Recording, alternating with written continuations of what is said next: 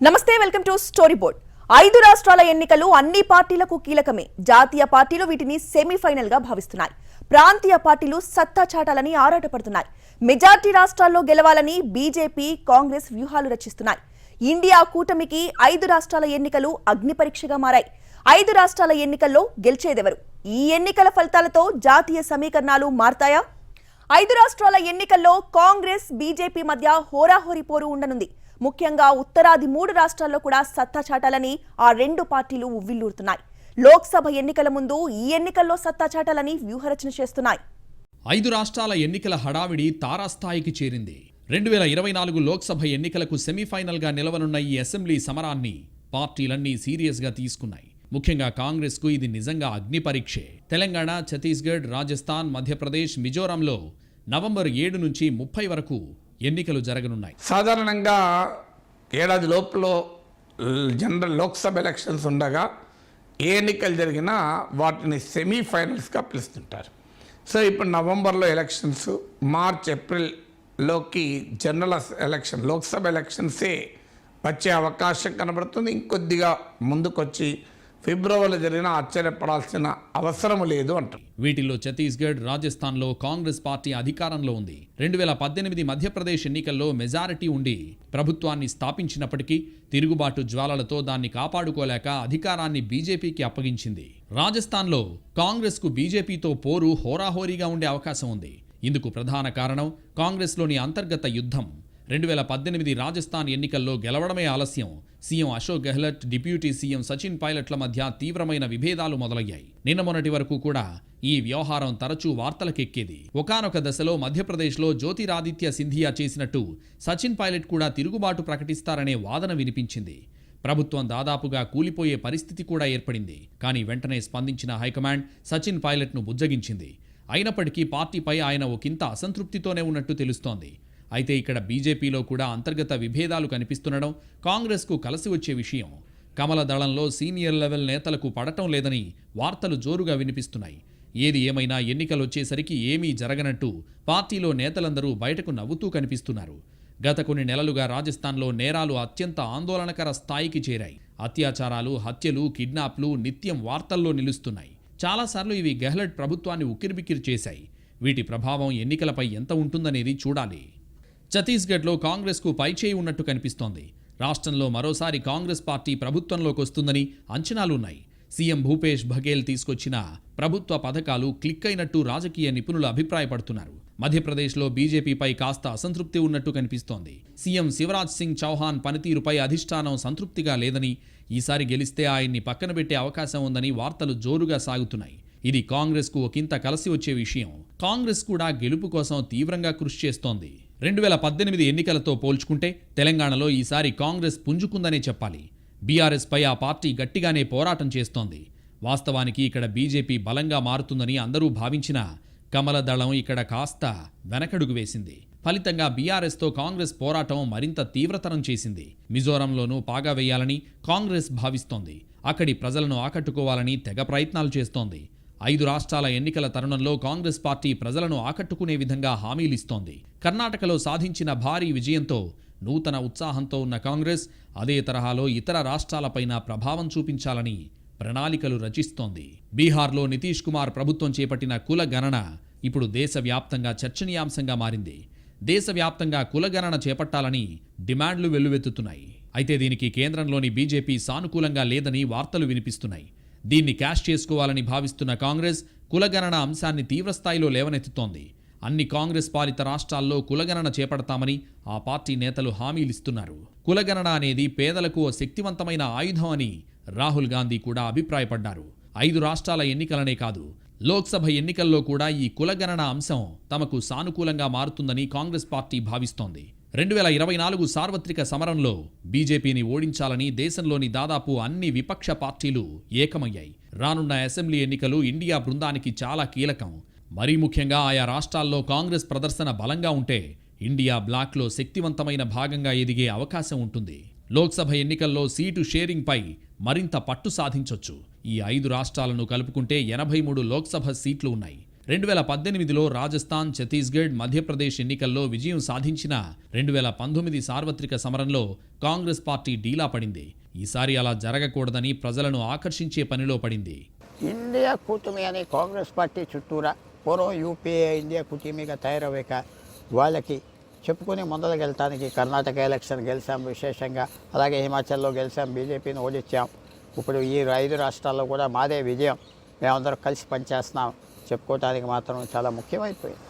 India కూటమి కనుక ఈవేళ రాజస్థాన్, ఛత్తీస్గఢ్, మధ్యప్రదేశ్లో ముఖ్యంగా వాళ్ళు విజయం తీసుకురాకపోతే కాంగ్రెస్ పార్టీ బలం తగ్గిపోయింది, ఈ కూటమి వల్ల ఏం ఉపయోగం లేదు, వీళ్ళందరూ కలిసినా పనికి రాదని మాత్రం వచ్చేస్తారు. చాలా సీరియస్గా ఈ ఛాలెంజ్ మాత్రం కాంగ్రెస్ పార్టీకి. ఆ 3 రాష్ట్రాల్లో పవర్ మాత్రం గెలవాలి. అటు 5 రాష్ట్రాల ఎన్నికల కథన రంగానికి కమలదళం సమాయత్తమైంది.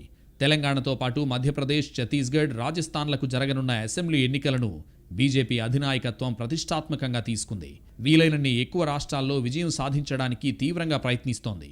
ఈసారి ఎప్పుడూ లేని విధంగా బీజేపీకి వర్గపోరుతో తల బొప్పి కడుతోంది.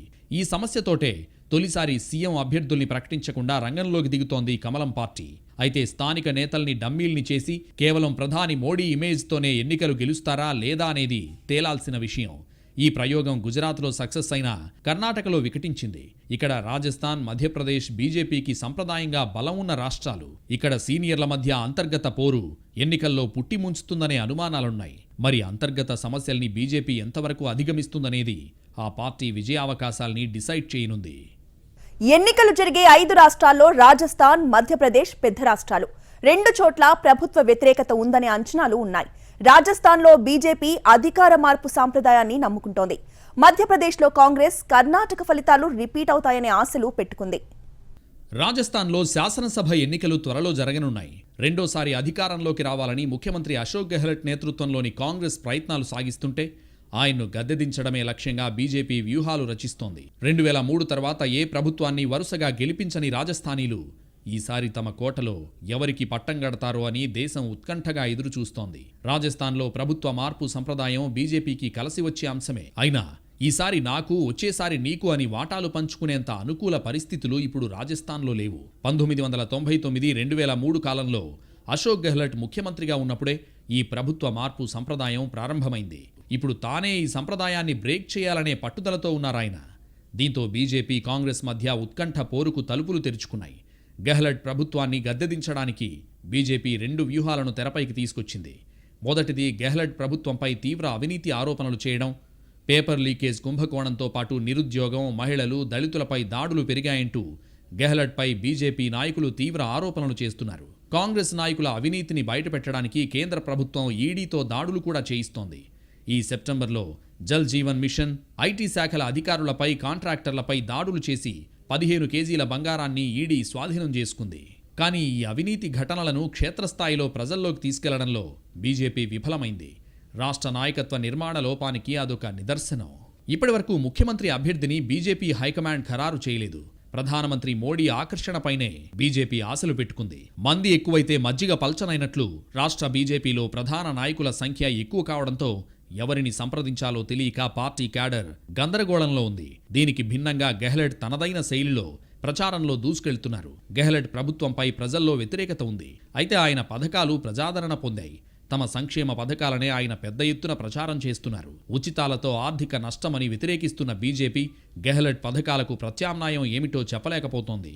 ఈ తరుణంలో బీజేపీ వస్తే సంక్షేమ పథకాలు ఉండవనే భయాన్ని కలిగించడంలో కాంగ్రెస్ విజయవంతమైంది. 2030 వరకు తానే సీఎం అని చెప్పడం ద్వారా ముఖ్యమంత్రి పదవికి పోటీ పడుతున్న సచిన్ పైలట్కి చెక్ పెట్టాలని గెహ్లట్ భావిస్తున్నారు. గెహ్లట్కు బీజేపీ కంటే పార్టీలోని సచిన్ పైలట్ నుంచే సవాల్ ఎదురవుతోంది. ఎప్పట్నుంచో యువనేతగా సీఎం కుర్చీపై కన్నేసిన సచిన్ పైలట్ను పార్టీ అధిష్టానం బుజ్జగిస్తూ వచ్చింది. ఎన్నికల వేళ ప్రత్యర్థి బీజేపీతో పాటు సొంత పార్టీలో సచిన్ పైలట్ను కూడా ఎదుర్కోవడం గెహ్లట్కు కత్తిమీద సామే. కాంగ్రెస్ పథకాలు మళ్లీ అధికారాన్ని తెచ్చిపెడతాయా, కాంగ్రెస్లో వర్గపోరు ఎలా ఉండబోతోంది అనే అంశాలు కాంగ్రెస్ విజయావకాశాలను నిర్ణయిస్తాయి. ప్రధానమంత్రి నరేంద్ర మోదీ కొన్ని నెలల వ్యవధిలో 10 సార్లు రాజస్థాన్లో పర్యటించారంటే ఆ పార్టీ మోడీపై ఎంత ఆధారపడిందో అర్థమవుతోంది. మధ్యప్రదేశ్లో నవంబర్ 17న పోలింగ్ జరగనుండగా డిసెంబర్ 3వ తేదీన ఫలితాలు రానున్నాయి. అయితే రాష్ట్రంలో అధికార బీజేపీ, కాంగ్రెస్ మధ్యనే ప్రధానంగా పోటీ ఉండనుంది. రాష్ట్ర అసెంబ్లీలో మొత్తం 230 సీట్లు ఉండగా అందులో బీజేపీకి 128 మంది సభ్యులు ఉన్నారు. విపక్ష కాంగ్రెస్కు 98 మంది బలం ఉంది. బీఎస్పీకి 1 ఎమ్మెల్యే ఉండగా స్వతంత్రులు 3 అసెంబ్లీకి ప్రాతినిధ్యం వహిస్తున్నారు. 2018లో జరిగిన ఎన్నికల్లో 114 సీట్లు గెలుచుకున్న కాంగ్రెస్ అతిపెద్ద పార్టీగా అవతరించింది. బీజేపీ 109 స్థానాలు కైవసం చేసుకుంది. మెజారిటీకి 116 మంది సభ్యులు అవసరం కాగా బీఎస్పీ స్వతంత్రుల మద్దతుతో ప్రభుత్వాన్ని ఏర్పాటు చేసింది కాంగ్రెస్. 15 ఏళ్ల బీజేపీ పాలనకు అడ్డుకట్ట వేసి పీఠాన్ని కైవసం చేసుకుంది. అయితే 2020 మార్చిలో అప్పటి కాంగ్రెస్ కీలక నాయకుడు జ్యోతిరాదిత్య సింధియా తిరుగుబాటు రాష్ట్ర రాజకీయాలను మలుపు తిప్పింది. ఆయనతో సహా 22 మంది సిట్టింగ్ ఎమ్మెల్యేలు రాజీనామా చేయడం వల్ల కాంగ్రెస్ కమలనాథ్ సర్కార్ కూలిపోయింది. దీంతో బీజేపీ ప్రభుత్వం ఏర్పాటైంది. కాంగ్రెస్కు గుడ్ బై చెప్పిన నేతలంతా బీజేపీలో చేరారు. బీజేపీ ముఖ్యమంత్రి శివరాజ్ సింగ్ చౌహాన్ నాయకత్వ పరంగా బలంగా ఉన్నప్పటికీ 2005 నుంచి వరుసగా 4వసారి ఆ పదవిలో కొనసాగుతుండడం వల్ల సహజంగా ఉండే ప్రజా వ్యతిరేకతను ఎదుర్కొంటున్నారు. దీనికి తోడు అవినీతి ఆరోపణలు ఉన్నాయి. ఈ కారణంగా వచ్చే ఎన్నికల్లో ఆయన్ను ముఖ్యమంత్రి అభ్యర్థిగా ప్రకటించకుండా ఉమ్మడి నాయకత్వంలో వెళుతోంది బీజేపీ. అయితే కర్ణాటక ఫలితం తరుణంలో చౌహాన్ లాంటి బలమైన నాయకుణ్ణి పక్కన పెట్టే సాహసం బీజేపీ నాయకత్వం చేయకపోవచ్చన్న విశ్లేషణ వినిపిస్తోంది. అయితే చౌహాన్ను పూర్తిగా సైడ్ చేయకుండా టికెట్ ఆలస్యంగా ఖరారు చేయడం, సీఎం అభ్యర్థిగా ప్రకటించకపోవడం వంటి చర్యల ద్వారా పరోక్ష సంకేతాలు పంపిస్తోంది బీజేపీ హైకమాండ్. ప్రజాస్వామ్యబద్ధంగా ఏర్పడిన ప్రభుత్వాన్ని బీజేపీ నాయకత్వం అప్రజాస్వామికంగా కూల్చేసిందన్న సానుభూతితో కాంగ్రెస్ పార్టీ ఈసారి ఎన్నికల్లో గెలవడానికి వ్యూహాలు రచిస్తోంది. ఇటీవల రాహుల్ నిర్వహించిన జోడో యాత్ర ఇక్కడ బాగానే సాగింది. దాన్ని చూసి రాహుల్ గాంధీ కూడా రాష్ట్రంలో ఈసారి కాంగ్రెస్ స్వీప్ చేస్తుందని ప్రకటించారు. కర్ణాటక తరహాలో స్థానిక అంశాలను ఎత్తిచూపే వ్యూహాన్ని ఇక్కడ అమలు చేసి అధికారాన్ని కైవసం చేసుకోవడానికి కాంగ్రెస్ ప్రయత్నించొచ్చు. శివరాజ్ సింగ్ చౌహాన్ నేతృత్వంలోని బీజేపీ సర్కార్ మళ్లీ అధికారం చేజిక్కించుకోవడం కోసం తమ పథకాలను రచిస్తోంది. మరోవైపు మెజారిటీ సీట్లు సాధించి గట్టి ప్రభుత్వాన్ని ఏర్పాటు చేయాలని కాంగ్రెస్ యోచిస్తోంది. మధ్యప్రదేశ్లో కూడా బీజేపీ మోడీ చరిష్మాని నమ్ముకుంది. కాంగ్రెస్ మాత్రం అవినీతి అస్త్రం సంధిస్తామని చెబుతోంది. కర్ణాటకలో బీజేపీ ప్రభుత్వం 40% కమిషన్ తీసుకుందని, మధ్యప్రదేశ్లో 50% తీసుకుంటోందని కాంగ్రెస్ ఆరోపిస్తోంది. 18 ఏళ్ల బీజేపీ పాలనలో 250కి పైగా కుంభకోణాలు వెలుగు చూశాయని కాంగ్రెస్ ఆరోపణలు చేస్తోంది. మరోవైపు బీజేపీలో సింధియా మద్దతుదారులందరికీ టికెట్లొస్తాయా, రాకపోతే వారేం చేస్తారనేది కూడా కీలకమే. రాష్ట్రంలో మహిళలు, దళితులపై నేరాలు పెరుగుతుండడం వల్ల ఓటర్లలో ఆందోళన వ్యక్తమవుతోంది. రాష్ట్రంలో రైతుల సమస్యలు చాలా ఎక్కువగా ఉన్నాయి. నాణ్యమైన విత్తనాలు అందుబాటులో లేకపోవడం, ఎరువుల కొరత రైతులను తీవ్ర ఆందోళనకు గురిచేస్తున్నాయి. అధిక నిరుద్యోగ రేటు ఒక సవాల్గా మారింది. నిరుద్యోగ యువతను ఆకర్షించే ప్రయత్నంలో ఉన్న ఆప్ అధికారంలోకి వస్తే భృతి అందిస్తామని హామీ ఇచ్చింది. మరోవైపు యువతలో నైపుణ్యాన్ని పెంపొందించేందుకు, వారికి ఆర్థిక సాయం అందించేందుకు బీజేపీ ప్రభుత్వం ప్రయత్నిస్తోంది. విద్య, ఆరోగ్య రంగాల్లో చాలా సవాళ్లున్నాయి. కాంగ్రెస్ పార్టీ తమ సీఎం అభ్యర్థి కమల్నాథ్గా ఇప్పటికే ప్రకటించినా బీజేపీ మాత్రం ముఖ్యమంత్రి అభ్యర్థి విషయంలో స్పష్టత ఇవ్వలేకపోతోంది. 5 రాష్ట్రాల్లో ఛత్తీస్గఢ్, మిజోరం చిన్న రాష్ట్రాలు. తెలంగాణ రూటే సపరేటు. ఛత్తీస్గఢ్లో హోరాహోరీ పోరు జరుగుతుండగా మిజోరంలో ముక్కోనపు పోటీ నెలకొంది. తెలంగాణలో ముఖాముఖి పోరేనని బీఆర్ఎస్, కాంగ్రెస్ చెప్తుంటే లేదు త్రిముఖ పోటీ అని బీజేపీ అంటోంది. ఛత్తీస్గఢ్లో ఈ ఏడాది నవంబర్ 7, 17వ తేదీల్లో 2 విడతల్లో పోలింగ్ జరగనుంది. డిసెంబర్ 3న ఫలితాలు వెలువడనున్నాయి. ఛత్తీస్గఢ్లో 2018లో కాంగ్రెస్ పార్టీ ఘన విజయం సాధించింది. ప్రస్తుత భూపేష్ బఘేల్ ప్రభుత్వం 2024 జనవరి 3 వరకు కొనసాగనుంది. అయితే గత 15 ఏళ్లు ప్రతిపక్షంలో ఉండి ఎట్టకేలకు సాధించుకున్న అధికారాన్ని మరోసారి నిలబెట్టుకోవాలని కాంగ్రెస్ తాపత్రయపడుతోంటే, మరోవైపు అధికారమే లక్ష్యంగా బీజేపీ వ్యూహాలు రచిస్తోంది. తెలంగాణలో హ్యాట్రిక్ విజయం ఖాయమంటోంది బీఆర్ఎస్. ఈసారి అధికారం హస్తగతమవుతుందంటూ కాంగ్రెస్ ధీమాగా ఉంది. డబుల్ ఇంజిన్ సర్కార్ ఏర్పడటం పక్కా అంటూ బీజేపీ ఊదరగొడుతోంది.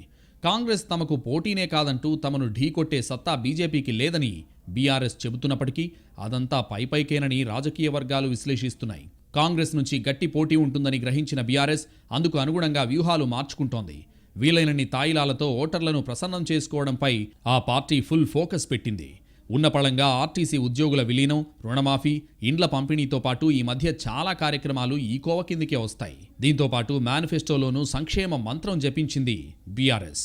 రాష్ట్రం ఇచ్చిన పార్టీగా తెలంగాణ సమాజంలో కాంగ్రెస్కు ఒకంత మైలేజ్ ఉంది. ఆ ధైర్యంతోనే ఒక్క ఛాన్స్ పేరిట హస్తం పార్టీ ఓటర్ల ముందుకెళ్తోంది. 6 గ్యారంటీలతో క్యాడర్లో జోష్ వచ్చిందంటున్న కాంగ్రెస్ ప్రజల్లోనూ మంచి స్పందన ఉందని అంచనాలు వేసుకుంటోంది. ఇంకా పూర్తి స్థాయి మేనిఫెస్టో రావాల్సింది. ఇతర పార్టీల నుంచి చేరికలపై కూడా కాంగ్రెస్ దృష్టి సారించింది. తద్వారా పార్టీ బలంగా ఉందని చాటి చెప్పాలని చూస్తోంది. బీఆర్ఎస్, బీజేపీ ఒకటేనని ప్రచారాన్ని బలంగా జనాల్లోకి తీసుకెళ్లేందుకు ప్రయత్నిస్తోంది. కర్ణాటక ఎన్నికల ఫలితాలు, రాష్ట్ర నాయకత్వంలో మార్పు అనంతర పరిణామాలతో ఒకంత స్తబ్దుగా కనిపించిన తెలంగాణ బీజేపీలో ఇప్పుడిప్పుడే కాస్త ఎన్నికల హడావిడి కనిపిస్తోంది. క్యాడర్లో జోష్ నింపడంపై బీజేపీ ప్రత్యేక దృష్టి పెట్టింది. అయితే రాష్ట్రంలో పార్టీకి వచ్చిన ఊపును చేజేతులా పోగొట్టారనే అభిప్రాయం కార్యకర్తల్లో నుంచి తీసేయడం కమలదళానికి గట్టి సవాల్గా మారింది. దీనికి తోడు బీఆర్ఎస్, బీజేపీ మధ్య అండర్స్టాండింగ్ ఉందన్న విషయం జనంలోకి వెళ్లిందన్న ప్రచారం ఆ పార్టీకి నష్టం చేస్తుందనే వాదన వినిపిస్తోంది. ఈశాన్య రాష్ట్రం మిజోరంలో ముక్కోణ పోరు నెలకొంది. పాలక మిజో నేషనల్ ఫ్రంట్, కాంగ్రెస్తో పాటు జోరాం పీపుల్స్ మూవ్మెంట్ ఈసారి హోరాహోరీగా తలపడుతున్నాయి. జోరాం పీపుల్స్ మూవ్మెంట్ రాకతో బుల్లి రాష్ట్రం మిజోరంలో పోరు ఆసక్తికరంగా మారింది. ఆ పార్టీ మొత్తం 40 స్థానాలకు అభ్యర్థులను బరిలోకి దింపింది. పార్టీ నాయకుడు లాల్ దుహోమా గత ఉప ఎన్నికల్లో నెగ్గిన సర్చిప్ నుంచే పోటీ చేస్తున్నారు. కాంగ్రెస్ ఇప్పటికే 39 మంది అభ్యర్థులను ప్రకటించింది. ఇక పాలక ఎంఎన్ఎఫ్ కూడా మొత్తం సీట్లకు అభ్యర్థులను ప్రకటించింది. వీరిలో 15 కొత్త ముఖాలున్నాయి. 2 మహిళలకు కూడా అవకాశం దక్కింది. సీఎం, ఎంఎన్ఎఫ్ అధ్యక్షుడు జొరాంతంగా ఐజ్వాల్ ఈస్ట్ 1 నుంచే బరిలో దిగుతున్నారు. ఇక ఒకే ఒక్క ఎమ్మెల్యే ఉన్న బీజేపీ ఒంటరిగా అదృష్టాన్ని పరీక్షించుకుంటోంది. మిజోరాం జనాభా కేవలం 11 లక్షలు. దశాబ్దాల తరబడి సాగిన చొరబాట్ల సమస్య అనంతరం 1987లో రాష్ట్రంగా ఏర్పడింది. నాటి నుంచి ప్రతి 2 సార్లకు ఒకసారి చొప్పున అధికారం ఎంఎన్ఎఫ్, కాంగ్రెస్ మధ్య చేతులు మారుతోంది. ఈసారి మాత్రం పాలక ఎంఎన్ఎఫ్కే కాస్త మొగ్గుందని పరిశీలకులు భావిస్తున్నారు. కానీ జెడ్పీఎం గట్టి పోటీ ఇచ్చి ప్రభుత్వ ఏర్పాటులో కీలకంగా మారే ఆస్కారం కూడా లేకపోలేదని చెబుతున్నారు.